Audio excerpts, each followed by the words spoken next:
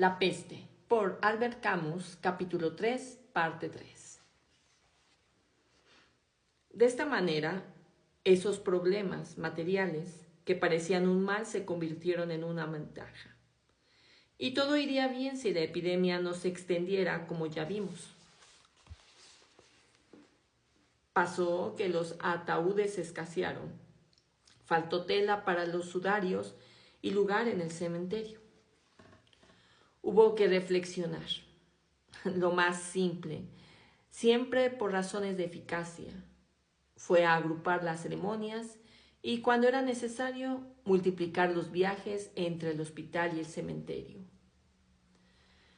Así, en lo concerniente al servicio de Ryu, el hospital disponía en ese momento de 5 féretros.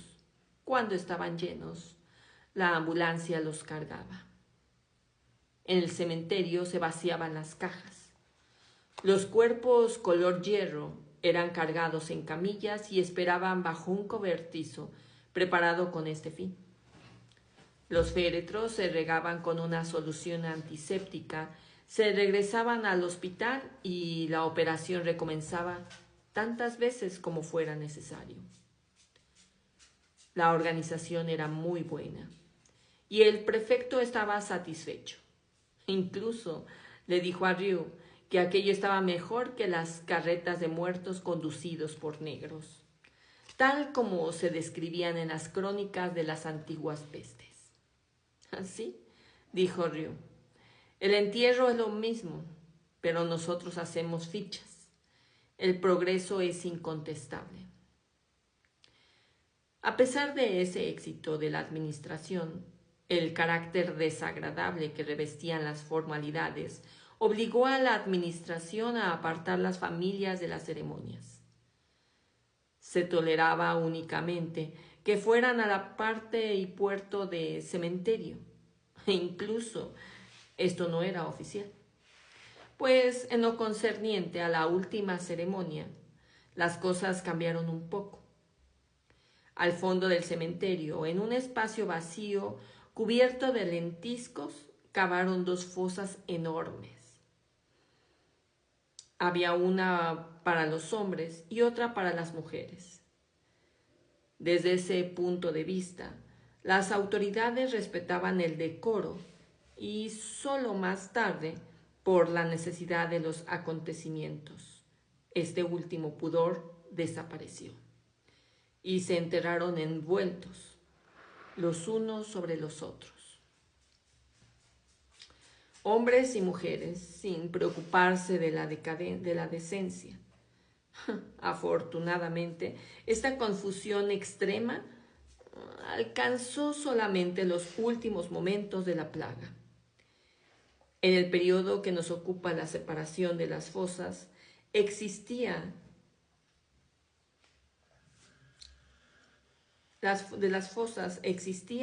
y la administración se empeñaba mucho en ello. En el fondo de cada una de ellas, una gruesa capa de cal viva, húmeda, hervía. Al borde del agujero, un montículo de la misma cal dejaba estallar en el aire sus burbujas. Cuando los viajes de la ambulancia concluían, se llevaba todo el cortejo de las camillas. Se dejaban deslizar hasta el fondo unos juntos con otros. Los cuerpos desnudos y más o menos retorcidos los cubrían con cal viva, después con tierra, pero nada más hasta cierta altura, reservándose un espacio para los que habían de llegar. Al día siguiente, los familiares eran invitados a firmar un registro, lo que marcaba la diferencia que puede haber entre los hombres y, por ejemplo, los perros. El control era simple y posible. Para todas estas operaciones faltaba personal y siempre se estaba a punto de carecer de él.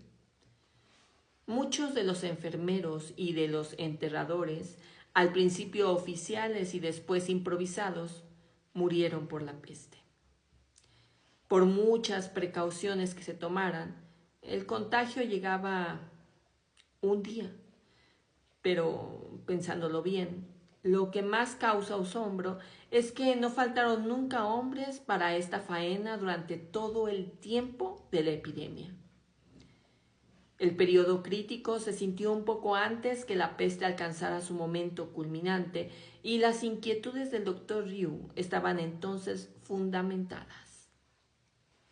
La mano de obra no era suficiente ni para los equipos ni para lo que se llamaba el trabajo grueso. Pero a partir del momento en que la peste se apoderó realmente de la ciudad, entonces su exceso mismo produjo consecuencias muy cómodas, porque desorganizó toda la vida económica y produjo un gran número de desempleados.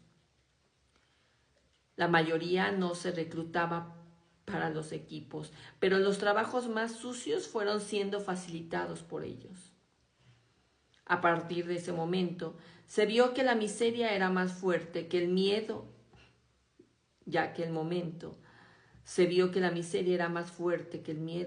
ya que el trabajo estaba pagado en proporción al peligro.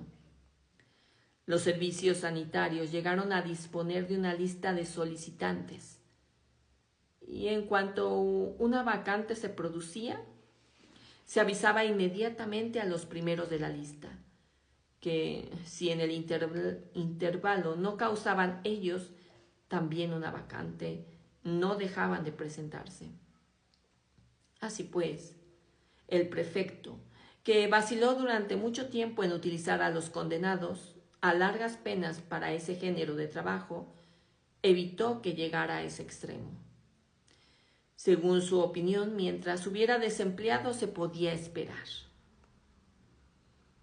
De alguna forma, a finales del mes de agosto, nuestros compatriotas fueron conducidos a su último lugar de descanso, sino con decencia, por lo menos con el suficiente orden para que la administración tuviera la conciencia tranquila de cumplir con su deber.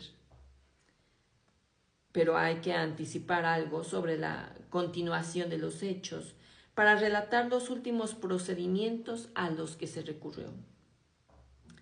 El grado en que la peste se mantuvo a partir del mes de agosto sobrepasaba con mucho en la acumulación de víctimas a las posibilidades que podía ofrecer nuestro pequeño cementerio. De nada sirvió tirar lienzos de la pared, abrir a los muertos, una puerta de escape hacia los terrenos cercanos. Hubo que acabar por encontrar otra manera. Primero, se decidió enterrar por la noche, lo que concedía tener ciertas medidas. Se podía amontonar a los cuerpos, cada vez más numerosos, en las ambulancias. Y los pocos paseantes retrasados que, incumpliendo la regla, andaban por los barrios extremos después del toque de queda. O aquellos que eran llevados ahí por su oficio encontraban a veces largas filas en las ambulancias que pasaban a toda velocidad haciendo resonar con su timbre sin vibración las calles desiertas de la noche. Los cuerpos eran arrojados en las fosas apresuradamente. No acababan de caer cuando las palas llenaban de cal, se desparramaban sobre sus rostros y la tierra los cubría anónimamente en los hoyos que se cavaban cada vez con mayor profundidad. Poco más tarde se tuvo que buscar otra salida. Una disposición de la administración expropió a los ocupantes de concesiones a perpetuidad y todos los restos exhumados fueron cremados. Pero pronto los muertos mismos de la peste fueron conducidos a la cremación. Entonces se utilizó el antiguo horno de incineración que se encontraba al este de la ciudad, fuera de las puertas. Se llevaron más lejos los puestos de la guardia y un empleado del ayuntamiento facilitó mucho la tarea de las autoridades, aconsejando que se utilizaran los tranvías que llegaban al Paseo del Mirador y que ahora permanecían estacionados. Con este fin, se acondicionó el interior de los coches y de los remolques.